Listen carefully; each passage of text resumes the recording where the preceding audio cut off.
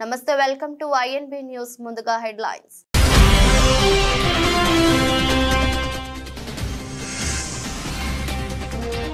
యాదగిరిగుట్టలో ఫ్యాక్టరీలో భారీ పేలుడు 8 మంది కార్మికులకు గాయాలు 2 పరిస్థితి విషమం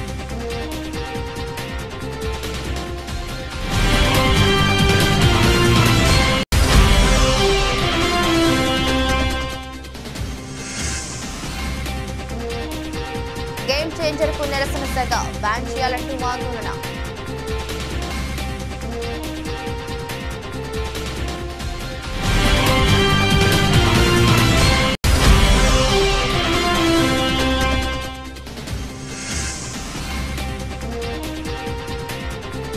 రిటైర్మెంట్ వార్తల్లో నిజం లేదన్న రోహిత్ శర్మ చట్ట ప్రయోజనాలే తనకు ముఖ్యమని స్పష్టీకరణ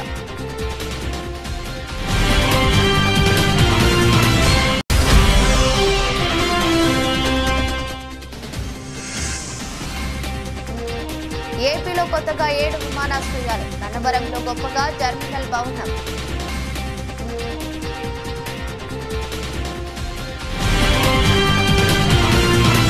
భద్రాద్రి కొత్తగూడెం జిల్లా మనుగూరు ఎమ్మెల్యే క్యాంపు కార్యాలయం ప్రజాభవన్లో కాంగ్రెస్ పార్టీ మండల టౌన్ నాయకులు సమక్షంలో నిర్వహించిన భారతదేశపు తొలి మహిళా ఉపాధ్యాయురాలు ప్రముఖ సంఘ సంస్కర్త స్త్రీ సాధికారత కోసం విశేషంగా కృషి చేసిన సావిత్రిబాయి పులే జయంతి సందర్భంగా ఆ మహానీయురాలు చిత్రపటానికి పూలమాలలు వేసి ఘన నివాళులర్పించిన పినపాక నియోజకవర్గ శాసనసభ్యులు పాయం వెంకటేశ్వర్లు ఈ యొక్క కార్యక్రమానికి మనుగూరు మండల కాంగ్రెస్ పార్టీ అధ్యక్షులు పిరినకి నవీన్ మనుగూరు మండల కాంగ్రెస్ పార్టీ నాయకులు అశ్వాపురం మండల కాంగ్రెస్ పార్టీ నాయకులు కార్యకర్తలు తదితరులు పాల్గొన్నారు.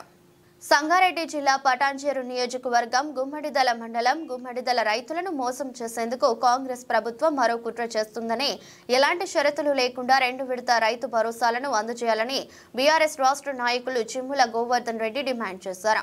తెలంగాణ రాష్ట్ర కాంగ్రెస్ ప్రభుత్వం రైతులకు పంట వేసిన వారికి మాత్రమే 2వ విడత రైతు భరోసాను అందజేస్తానని ప్రకటించడం పట్ల బీఆర్ఎస్ రాష్ట్ర నాయకులు చిమ్ముల గోవర్ధన్ రెడ్డి స్పందించారు. ఈ సందర్భంగా గుమ్మడిదల మండల కేంద్రంలోని సిజిఆర్ ట్రస్ట్ కార్యాలయంలో ఆయన మీడియాతో మాట్లాడారు. గోవర్ధన్ రెడ్డి మాట్లాడుతూ గత బీఆర్ఎస్ ప్రభుత్వంలో మాజీ ముఖ్యమంత్రి కేసీఆర్ హయాంలో రైతులకు అనేక పథకాలను అందజేశామని అన్నారు. ముఖ్యంగా రైతు బంధు, రైతు బీమా, రైతు భరోసా, పంటలకు మద్దతు ధర, కొనుగోలు కేంద్రాలు ఇలా చెప్పుకుంటూ పోతే గత ప్రభుత్వంలో రైతులకు అనేక సంక్షేమ పథకాలను అందించామని అన్నారు. సంవత్సర కాలంలో ఇప్పటి వరకు రైతులకు ఎలాంటి పథకాలను అందజేయని కాంగ్రెస్ ప్రభుత్వం నేడు రైతులకు కేవలం పంట వేసిన వారికే రైతు భరోసాను అందజేస్తామని ప్రకటించడం బాధాకరమన్నారు. కొన్ని రకాల రాగడు భూముల్లో మొక్కజొన్న, శనగ, పత్తి, కూరగాయలు ఇలా అనేక రకాల పంటలు పండుతాయని తెలిపారు. ఈరోజు మరొక్కసారి కాంగ్రెస్ ప్రభుత్వం చేస్తున్నటువంటి మోసాలను మరొక్కసారి రైతులను నటించేందుకే ఎన్నో నాటకాలు ఆడుతూ ఉన్నారు. కాబట్టి రైతు భరోసాను 2 పంటలకు ఇస్తున్నటువంటి కేసీఆర్ గత ప్రభుత్వంలో అదేవిధంగా మీరు దాన్ని కొనసాగించాలని చెప్పి ఎటువంటి షరతులు లేకుండా ఇవ్వాలని చెప్పి మేము ప్రభుత్వాన్ని డిమాండ్ చేస్తూ ఉన్నాం. రైతుల పక్షాన ఎనలేని సేవ చేసినటువంటి ఈ ప్రభుత్వం కేసీఆర్ గారు, రైతుల పట్ల రుణపడి ఉన్నాం కేసీఆర్ గారికి. ఎందుకంటే కేసీఆర్ చేసినటువంటి పనులు రైతు బీమా కానీ, రైతు భరోసా కానీ, రైతు రుణమాఫీ కానీ, రైతుకు మద్దతు ధర కానివ్వండి, కొనుగోలు కేంద్రాలు ఏర్పాటు చేసినటువంటి ప్రభుత్వం బీఆర్ఎస్ ప్రభుత్వం. దాన్ని సంవత్సరం నుంచి ఒక రైతు బంధు ఇవ్వకుండా మీరు దాటేస్తా ఉన్నారు. కాబట్టి ఇప్పటికైనా నిన్న మీ స్టేట్మెంట్ చూస్తూ ఉంటే భయపడతా ఉన్నారు రైతులు. ఒక పంటకి ఇస్తున్నారట. రేగళ్ళు ఉంటాయండి, రేగళ్ళు ఒక పంట ఎందుకు వండుతుంది? అక్కడ మొక్కజొన్న వండుతుంది, మొక్కజొన్న తర్వాత శనగ వండుతుంది. దానికి ఎన్నో రకాలుగా బోర్ వేసుకొని కూరగాయలు పండిస్తూ ఉంటారు. దానికి అటువంటి షరతులు పెట్టి ఒక పంట వేస్తే ఒకటే పంట ఇస్తాం, వరికి 2 పంటలు ఇస్తాం, రాగళ్లకు ఒకటే పంట ఇస్తామని చెప్పుడు మీది దీన్ని ఎమ్మడే విరమించుకోవాలి. యథావిధిగా ఎటువంటి షరతులు లేకుండా రైతులకు పాత ప్రభుత్వం కేసీఆర్ ప్రభుత్వం ఏ విధంగా ఇచ్చిందో ఆ విధంగా కొనసాగించాలని చెప్పి మేము రైతుల పక్షాన మేము ఎలవేళని లేనటువంటి సేవ చేసి రైతుల పక్షాన మేము నిలబడతామని చెప్పి కూడా తెలియజేస్తా ఉన్నాను. రానున్న రోజులలో రైతే రాజు అని చెప్పినటువంటి ప్రభుత్వం మీరు అధికారంలోకి వచ్చిండ్రు. మీరేం చెప్పిర్రు? ఆ సన్నాసి రెండు పంటలు సరిపోవు, 3 పంటలు ఇస్తానటువంటి రేవంత్ రెడ్డి గారికి మరి ఇలా 3 పంటలు ఇస్తావా, కేసీఆర్ ఇచ్చినటువంటి 2 పంటలు ఇస్తావా, నీకు తెలియదా అని చెప్పి మేము డిమాండ్ చేస్తా ఉన్నాం.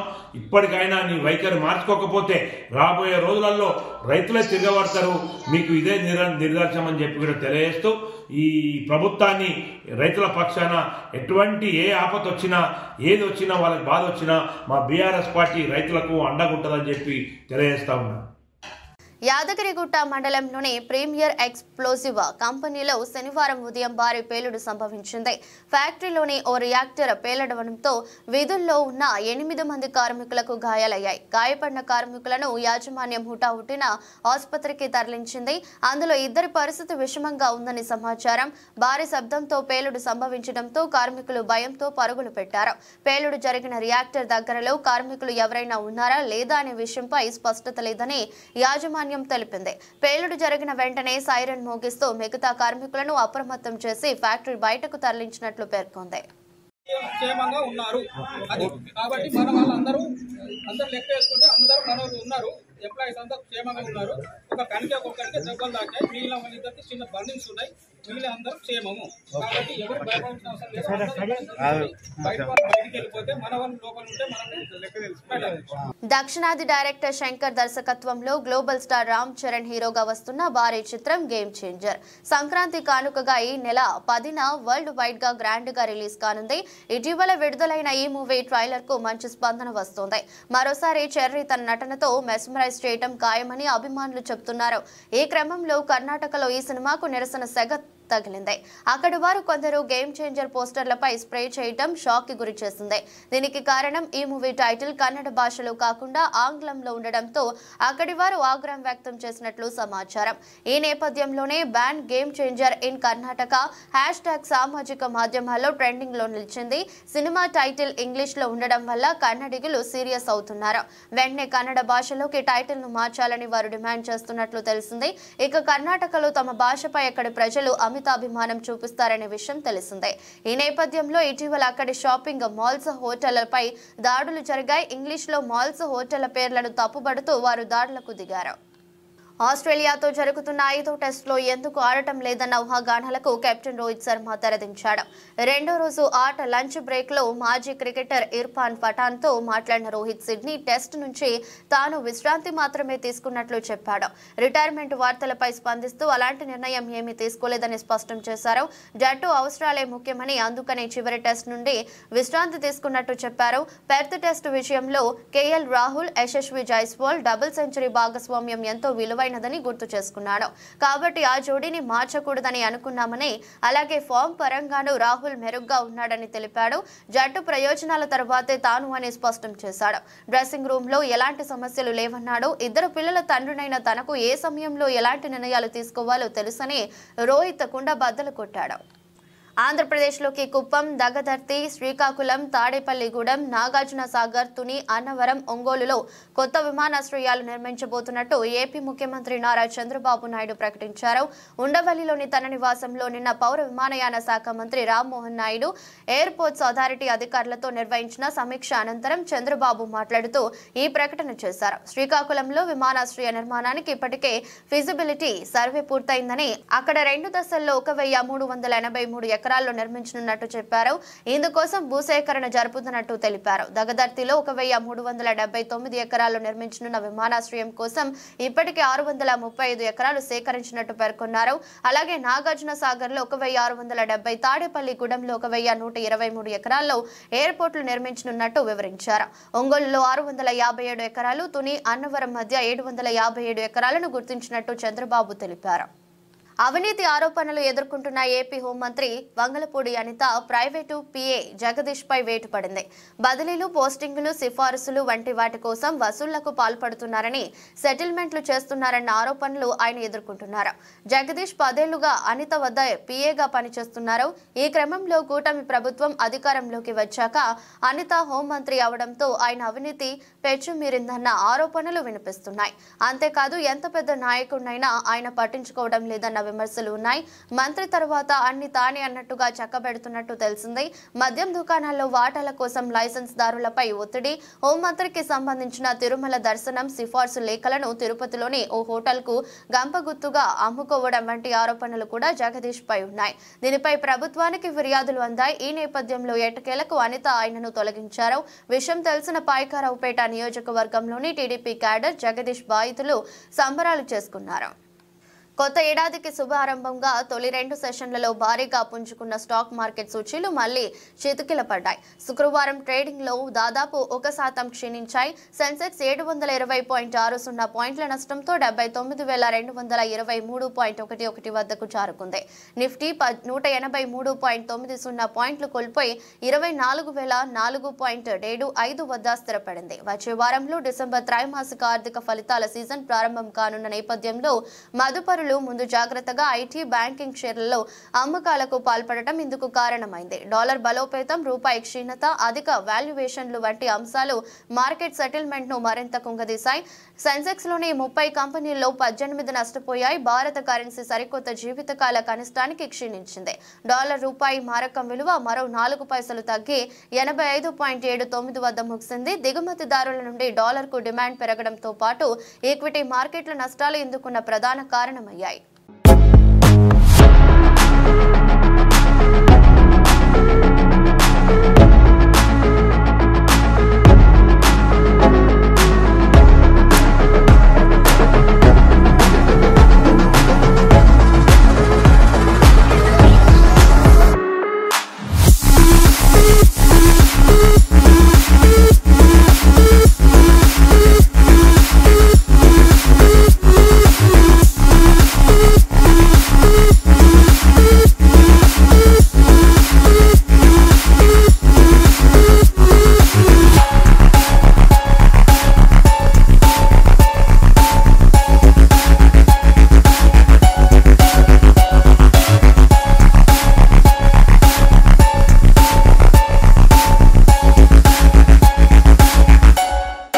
విద్యార్థుల్లో పోటీతత్వం పెంపొందించడానికి టాలెంట్ టెస్ట్, ఉపన్యాస పోటీలు ఎంతగానో దోహదపడతాయని మండల విద్యాశాఖ అధికారి తగిరెడ్డి దేశరెడ్డి అన్నారు.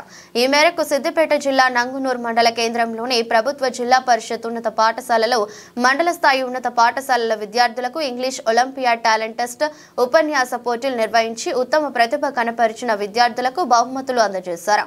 ఈ సందర్భంగా మాట్లాడుతూ మండలంలోని వివిధ ఉన్నత పాఠశాలలకు చెందిన విద్యార్థులకు ఒలింపియాడ్ టాలెంట్ టెస్ట్, ఉపన్యాస పోటీలను ఏర్పాటు చేసుకోవడం జరిగిందన్నారు. Language Teachers Association Telangana Subject Forum, English Language Subject Forum. On behalf of this, we are going to conducting the talent test in mandal level. Today we have been conducting the talent test in our mandal. Out of 10 schools have been participated, and 6 students have been selected for district level. We have been conducting 3-tier system: mandal level, district level, state level. So for the conduction of this, I congratulate all the English fraternity from my mandal, all the high school students, and our honorable mandal education officer and respected complex headmaster Ramswamy Garu, and my convener Gajabinkar Kanyalal Garu. All of you, thanks. All of you, welcome again. I congratulate. I am very happy to conduct this talent test at mandal level. Thank you. Mandal level ELTA English language teachers association ఆధ్వర్యంలో convener Parthasarathi మరియు co convener కన్యాల గారి English ఉపాధ్యాయుల సమక్షం లోపల 10 high schools మన మండలంలో పాల్గొనడం జరిగింది. దానిలో గాను ఒలింపియాడ్ టాలెంట్ టెస్ట్ ఒకటి, అదే మాదిరిగా ఉపన్యాసాలకు సంబంధించినటువంటి అంశాలు తీసుకొని మరి అన్ని పాఠశాల నుంచి పాల్గొన్న విద్యార్థులకు టెస్ట్ కండక్ట్ చేసి వాల్యుయేషన్ చేయడం జరిగింది. గెలుపొందినటువంటి విద్యార్థులకు కూడా బహుమతి అందజేయడం జరిగింది. ఈరోజు చాలా చక్కగా మరి మంచి పోటీతత్వంతో చాలామంది విద్యార్థులు రావడం జరిగింది. అదేవిధంగా ఉపన్యాస పోటీలు చాలా చక్కటి వాతావరణంలో నిర్వహించుకోవడం జరిగింది. దానికి గాను జడ్జిగా స్థానిక పాఠశాల ప్రధానోపాధ్యాయులు పెద్దపల్లి జిల్లా రామగుండం ఎన్టీపీసీలోని విశ్వభారతి హైస్కూల్ ఆవరణలో విద్యార్థులకు ట్రాఫిక్ అవగాహన కార్యక్రమాన్ని నిర్వహించారు. రోడ్డు భద్రతా మాసోత్సవాల సందర్భంగా motor vehicle inspector Santosh Reddy, traffic CI Rajeswara Rao పాల్గొని రోడ్డు భద్రతా విషయాలపై విద్యార్థులకు వివరించారు. ప్రధానంగా 18 ఏళ్లలోపు పిల్లలకు పేరెంట్స్ వాహనాలు ఇవ్వవద్దని సూచించారు. వాహనాలు నడిపేటప్పుడు తప్పనిసరిగా హెల్మెట్ ధరించాలని, కారులో అయితే సీట్ బెల్ట్ పెట్టుకోవాలని తెలిపారు. జాతీయ రోడ్డు భద్రతా మాసోత్సవాల సందర్భంగా ఈరోజు విశ్వభారతి హై స్కూల్లో ఈ మాసోత్సవ కార్యక్రమాన్ని జరుపుకోవడం జరిగింది. ఇక్కడ విద్యార్థులకు రోడ్డు అవగాహన గురించి, ట్రాఫిక్ రూల్స్ గురించి, అలాగే అండర్ ఏజ్ అంటే 18 ఇయర్స్ బిలో వెహికల్స్ నడపకూడదు పిల్లలు. ఒకవేళ నడిపినటువంటి పరిస్థితుల్లో అయితే వాళ్ళ పేరెంట్స్కు పనిష్మెంట్ ఇవ్వడం జరుగుతుందని చెప్పడం జరిగింది. అట్లాగే వారికి మోటార్ సైకిల్ నడిపినప్పుడు హెల్మెట్ ధరించడం తప్పనిసరి అని, అలాగే 4 వీల్స్ వెహికల్ నడిపినప్పుడు సీట్ బెల్ట్ పెట్టుకుని తప్పనిసరిగా నడపాలని సూచించడం జరిగింది. అలాగే ఆటోలలో కానీ బస్సులలో కానీ ఓవర్లోడింగ్ రాకుండా జాగ్రత్తలు వహించాలని వారందరికీ తెలపడం జరిగింది. 2 వీలర్స్ వాళ్ళను 4 వీలర్స్ వాళ్ళను ట్రాఫిక్ నుండి విజ్ఞప్తి కోరేది ఏంటంటే, మీరు బండి నడిపేటప్పుడు ఒకటే దృష్టిలో పెట్టుకోండి. సెల్ ఫోన్ మర్చిపోయినప్పుడు ఇంట్లో వైఫ్ కావచ్చు, బ్రదర్ కావచ్చు, పిల్లలు కావచ్చు, నాన్న సెల్ ఫోన్ మర్చిపోయిన తెచ్చిస్తారు. ఈ సెల్ ఫోన్ అనేది మర్చిపోయినా కూడా ఏం కాదు, దాంతో ఒరిగేది ఉండదు. బట్ హెల్మెట్ అనేది మర్చిపోతే కంపల్సరీ అది ఇవ్వండి. అదొకటి. తాగి ఎట్టి పరిస్థితుల్లో బండి నడపొద్దు. సో మనం బండి మనం కరెక్ట్గా పోయినా కూడా మన టైం బాగాలేకుండా వేరే వాడు చూపిద్దినా కూడా సో ఏంటంటే తాగిన వాళ్ళకి తప్పంటారు మనం రైట్ పోయినా. సో ఎట్టి పరిస్థితుల్లో డ్రంక్ అండ్ డ్రైవ్ కానీ, సెల్ ఫోన్ డ్రైవింగ్ కానీ, వితౌట్ హెల్మెట్ కానీ, సిగ్నల్ జంపింగ్ కానీ, ఓవర్ స్పీడ్ కానీ, ట్రిపుల్ రైడింగ్ ఇలాంటివి చేయకూడదని చెప్పాము. దానివల్ల జరిగే నష్టాల గురించి చెప్పాము. సో పిల్లల్ని కూడా కోరింది అదే, అంటే బిలో 18 ఇయర్స్ ఉన్న పిల్లలు ఎన్ని కాస్ట్ బండి నడపకూడదు. వాళ్ళు నడుపుతుందంటే వాళ్ళు తెలిసి తెలియక వాళ్ళు చేసిన పొరపాటుకు వాళ్ళ పేరెంట్స్ ఉన్న చట్టాల ద్వారా వాళ్ళ పేరెంట్స్ జరుగుతుంది కాబట్టి వాళ్ళని అదే కోరాము. రజకుల సంక్షేమ అభివృద్ధి రెండింటికి కోసం త్రికరణ శుద్ధితో పాటుపడే ఏకైక పార్టీ తెలుగుదేశం పార్టీ మాత్రమేనని సెంట్రల్ నియోజకవర్గం ఎమ్మెల్యే బోండా ఉమామహేశ్వరరావు అన్నారు. పార్టీ అధికారంలోకి వస్తే బీసీలు అధికారంలోకి వచ్చినట్లేనన్నారు. బీసీ వర్గాల సంక్షేమం కోసం నిరంతరం అనేక పథకాలను ప్రవేశపెట్టిన పార్టీ తెలుగుదేశం పార్టీ మాత్రమే అన్నారు. సెంట్రల్ నియోజకవర్గం పరిధిలోని 27వ డివిజన్ సాంబమూర్తి రోడ్ సెంటర్లో రజక కళ్యాణ మండప ప్రారంభోత్సవం జరిగింది. కళ్యాణ మండపాన్ని ప్రారంభించిన ఎమ్మెల్యే బోండా ఉమామహేశ్వరరావు మాట్లాడుతూ, తెలుగుదేశం పార్టీ అధికారంలోకి వచ్చిందంటే బీసీలకు అధికారం వచ్చినట్లేనన్నారు. బీసీ వర్గాల సంక్షేమం కోసం ప్రారంభం నుండి నేటి వరకు అనేక పథకాలను ప్రవేశపెట్టి అమలు చేస్తున్న ఏకైక పార్టీ తెలుగుదేశం పార్టీ మాత్రమే అన్నారు. ఆదరణ పథకం కూడా అతి త్వరలో ప్రారంభిస్తామన్నారు. ఎన్నికలకు ముందు రజకులకు ఇచ్చిన వాగ్దానం మేరకు కళ్యాణ మండపాన్ని అప్పగించిన విధంగానే పై అంతస్తు నిర్మాణం కూడా త్వరలో చేపడతామని ఎమ్మెల్యే హామీ ఇచ్చారు. భవిష్యత్తులో కూడా రజకుల సంక్షేమం కోసం ఎన్డీఏ కూటమి పలు సంక్షేమ పథకాలను సిద్ధం చేసిందన్నారు. 27 డివిజన్ తెలుగుదేశం పార్టీ అధ్యక్షుడు కొండపల్లి రూప్ కుమార్ మాట్లాడుతూ, రజకులు సంపూర్ణ మద్దతు తెలుగుదేశం పార్టీకి ఎప్పుడు ఉంటుందన్నారు. భవిష్యత్తులో నామినేట్ పదవుల్లో రజకులకు పదవులను కేటాయించాలన్నారు. నా పేరు వల్లూరు మధుసూదన్ రావు. నేను రజక కార్పొరేషన్ డైరెక్టర్గా ఉన్నాను. ఆ రోజున 2014లో ఈ కళ్యాణ మండపం కడటానికి నా సమక్షంలో నేను అధ్యక్షుడిగా ఉన్నప్పుడు ఉమా గారిని అడగడం జరిగింది. ఆ మీటింగ్లో ఏమని చెప్పారంటే 70-80 మందితో మీరు మీటింగ్ పెట్టారు. ఆ 70-80 మందితో మేము ఏం వాగ్దానం చేయము, మీ ఎక్కువ మంది కనుక మీరు రాగలిగితే నేను ఏదైనా కళ్యాణ మండపానికి వాగ్దానం చేస్తానని చెప్పడం జరిగింది. ఆ రోజున ఒక 1000 మందితో అల్లూరి సీతారామరాజు కళ్యాణ మండపంలో మీటింగ్ ఏర్పాటు చేయడం జరిగింది. ఆ సమక్షంలోనే అందరి సమక్షంలో మీకు కళ్యాణ మండపం కట్టించి నేను తీరుతాను, 1 సంవత్సరం లేకపోతే నా తలకాయ తీసేసుకుంటానని వాగ్దానం చేశారు. ఆ తర్వాత సంవత్సరం లోపే కట్టి చూడడం జరిగింది. ప్రభుత్వం మారేసరికి దాన్ని సచివాలయం కింద తీసుకున్నారు. ఆ తర్వాత నిరసనలు ఈ బడుగు బలహీన వర్గాలకి సామాజిక భవనాలు, కళ్యాణ మండపాలు, కమ్యూనిటీ హాల్స్ నిర్మించాలని 2014-19 కాలంలోనే మేము ప్రారంభించాం. అనేక సామాజిక వర్గాలకి, బీసీ కులాలకి కళ్యాణ మండపాలు కట్టించడం జరిగింది. అప్పట్లో నేను రజక భవనం కట్టిస్తే దాని తర్వాత వచ్చినటువంటి ప్రభుత్వాలు దాన్ని రజకులకి ద్రోహం చేసేటట్టుగా దాన్ని సచివాలయంగా మార్చేశారు. మేము అప్పటికే అనేక సార్లు అడిగాం, ఇంకా సచివాలయం పెట్టుకోవడానికి వేరే స్థలమే లేదా మీకు, రజకుల కళ్యాణ మండపమే కావాల్సి వచ్చిందని అడిగినా ఏ రోజు పట్టించుకున్నటువంటి ఆనాటి ప్రభుత్వాలకి బుద్ధి చెప్పేటట్టుగా ఇవాళ మరొక కొత్త భవనాన్ని కట్టించి ప్రారంభోత్సవం చేయడం జరిగింది. ఖచ్చితంగా విజయవాడ నగరపాలక సంస్థ పరిధిలో గల రకరకాల సర్వీస్ ప్రొవైడర్లను గుర్తించి వారికి నైపుణ్య సాంకేతిక శిక్షణ గవర్నర్పేటలోని ఐవీ ప్యాలెస్ నందు ఉదయం 10 గంటల నుండి సాయంత్రం 5 గంటల వరకు దరఖాస్తులు స్వీకరించారని విజయవాడ నగరపాలక సంస్థ ప్రాజెక్ట్ ఆఫీసర్ యూసీడీ విభాగం అధికారి వెంకటనారాయణ తెలిపారు. ప్లంబర్లు, కార్పెంటర్లు, ఎలక్ట్రీషియన్లు, AC, TV, refrigerator, washing machine వంటి మరమ్మతులు చేసేవారు, పెయింటర్, బ్యూటీషియన్ తదితర తగిన నైపుణ్య సాంకేతిక శిక్షణ సర్టిఫికేట్ ఇవ్వడంతో పాటు జీవనోపాధి కల్పిస్తున్నట్లు వెల్లడించారు. ఈ సందర్భంగా TDP floor leader Nelibandla Balaswamy మాట్లాడుతూ ప్రజలు ఆర్థిక స్థితిని పెంచే ప్రభుత్వం చేపడుతున్న కార్యక్రమాలు ఎంతో అభినందనీయమని, ప్రజలు దీన్ని సద్వినియోగం చేసుకుని వారికి ప్రభుత్వం కల్పించే నైపుణ్య శిక్షణను పొంది ఒకవైపు శిక్షణతో పాటు మరోవైపు జీవనోపాధి కల్పించే విధంగా ప్రభుత్వం చేస్తున్న ఈ కార్యక్రమంలో వాళ్లు పాల్గొనేందుకు ఒక చక్కటి అవకాశమని అన్నారు. శుక్రవారం నాడు దరఖాస్తులు స్వీకరించే కార్యక్రమంలో 23వ డివిజన్ కార్పొరేటర్ మరియు TDP floor leader Neelibandla Balaswamy, Vijayawada నగరపాలక సంస్థ యూసీడీది భాగం అధికారులు ఫణికుమార్, సుజాత, జగదీశ్వరి తదితరులు పాల్గొన్నారు. అందరికీ నమస్కారం. ప్రత్యేకించి విఎంసీ యొక్క ఆధ్వర్యంలో మరియు మెప్మా ఎండి గారి యొక్క ఆధ్వర్యంలో మున్సిపల్ కమిషనర్ శ్రీ జాన్ చంద్ర ఐఏఎస్ గారి యొక్క ఆధ్వర్యంలో ఈరోజు ప్రత్యేకించి సర్వీస్ ప్రొవైడర్స్ని రిజిస్ట్రేషన్ చేయడం జరుగుతూ ఉంది. సర్వీస్ ప్రొవైడర్స్ రిజిస్ట్రేషన్ కార్యక్రమం అంటే చేతి వృత్తులైనటువంటి ఏదైనా మనకి సెలూన్స్ నిర్వహించేవాళ్ళు కానీ, లేకపోతే చేతి వృత్తుల ద్వారా తయారు చేసేటువంటి సర్వీస్ చేసేటువంటి వాళ్ళు కానీ, అదేవిధంగా రిఫ్రిజిరేటర్స్ బాగా చేసేటువంటి కానీ ఆంధ్రప్రదేశ్ ప్రభుత్వం ప్రతిష్టాత్మకంగా తీసుకొని విజయవాడ మున్సిపల్ కార్పొరేషన్ ఆధ్వర్యంలో సర్వీస్ ప్రొవైడర్స్కి మరి వాళ్ళ పేర్లు నమోదు చేసుకొని ఇక్కడ 3 కౌంటర్లు ఏర్పాటు చేశారు. సర్కిల్ 1, సర్కిల్ 2, సర్కిల్ 3కి ఎవరైతే ఎలక్ట్రీషియన్స్ కానీ, ఏసీ రిపేర్లు చేసేవాళ్ళు కానీ, గీజర్ రిపేర్లు చేసేటువంటి మెకానిక్కులు కానీ, టీవీ మెకానిక్కులు కానీ, బ్యూటీషియన్స్ కానీ ఇలాగా సుమారుగా 7-8 రకాల నైపుణ్యత వృత్తిలో కలిగినటువంటి సర్వీస్ ప్రొవైడర్స్ని ఇక్కడికి ఈరోజు 3వ తారీఖు 4వ తారీఖు కార్పొరేషన్ ఆధ్వర్యంలో వాళ్ళ వివరాలు సేకరించి వాళ్ళకి అవసరమైతే ప్రత్యేకమైనటువంటి ట్రైనింగ్ ఇచ్చి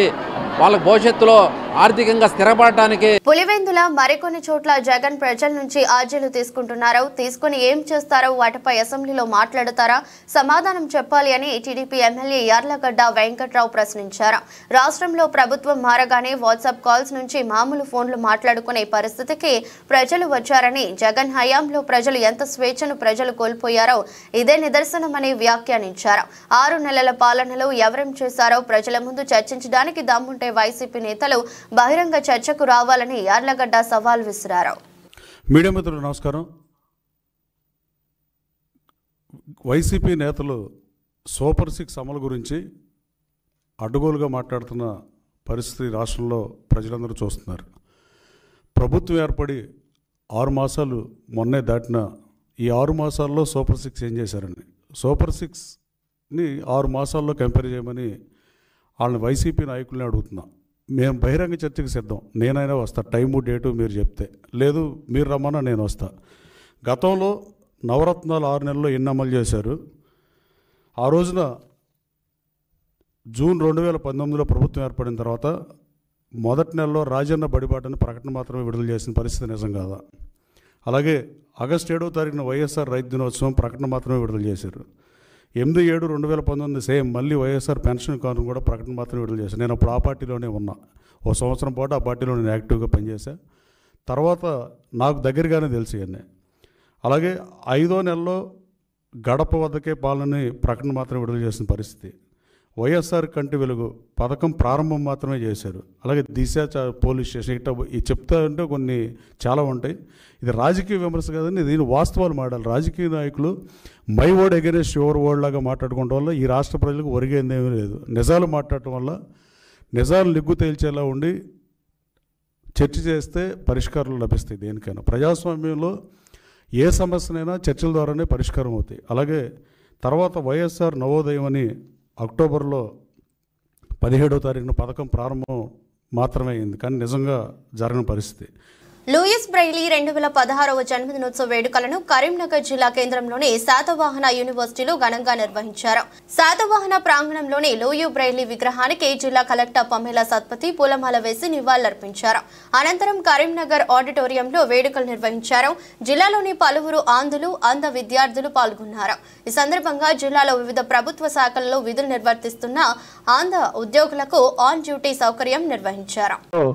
మీ అందరూ ఒక ఇన్ఫర్మేషన్కి అంటే మంచిగా మనం పర్సన్ విత్ డిసెబిలిటీ కోసం ఒక లైబ్రరీ, ఒక కార్నర్ ఓపెన్ చేసాం, ఒక రూమ్ డెడికేటెడ్గా ఆల్రెడీ మనము రెడీ చేసాం.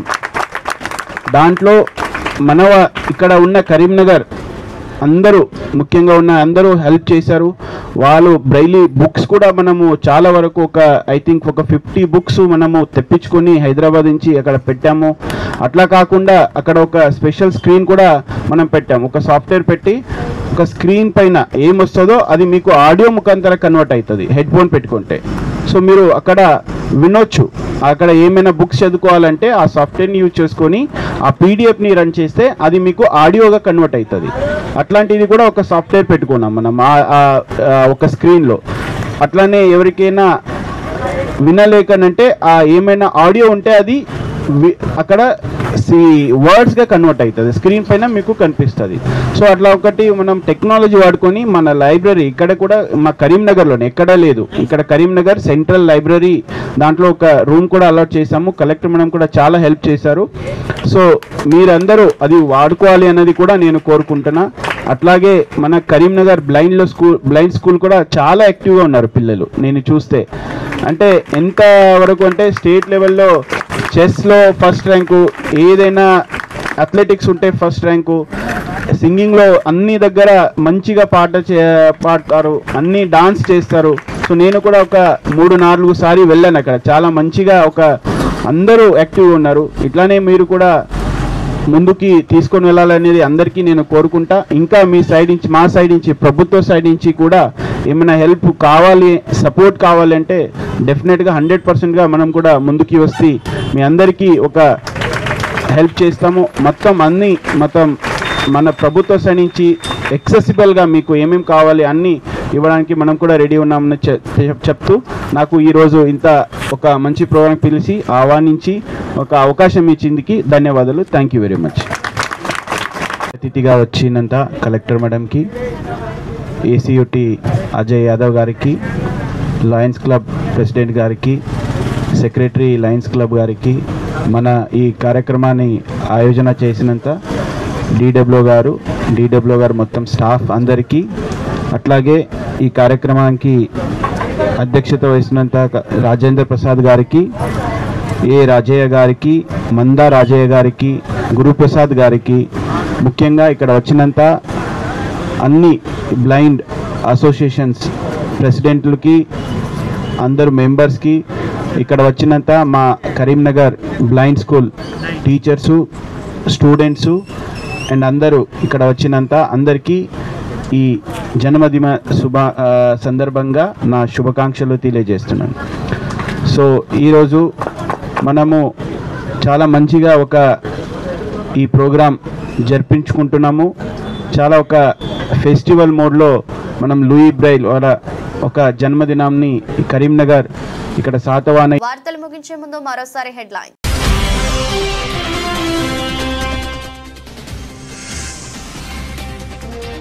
యాదగిరిగుట్టలో ఫ్యాక్టరీలో పారే పేలుడు, 8 మంది కార్మికులకు గాయాలు, 2 పరిస్థితి విషమం.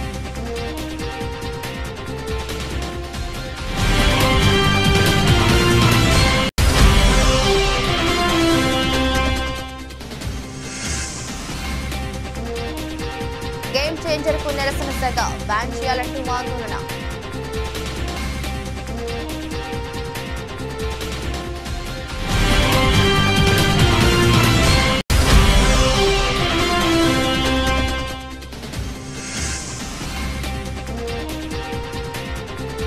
రిటైర్మెంట్ వార్తల్లో నిజం లేదన్న రోహిత్ శర్మ, చట్ట ప్రయోజనాలే తనకు ముఖ్యమని స్పష్టీకరణ.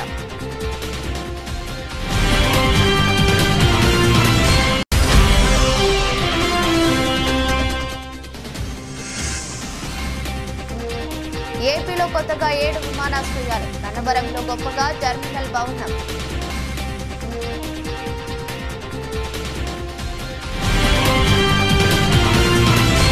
ఇది రోజు బులెటిన్ మరో బులెటిన్లో మళ్ళీ కలుద్దాం. అంతవరకు సెలవు. నమస్కారం.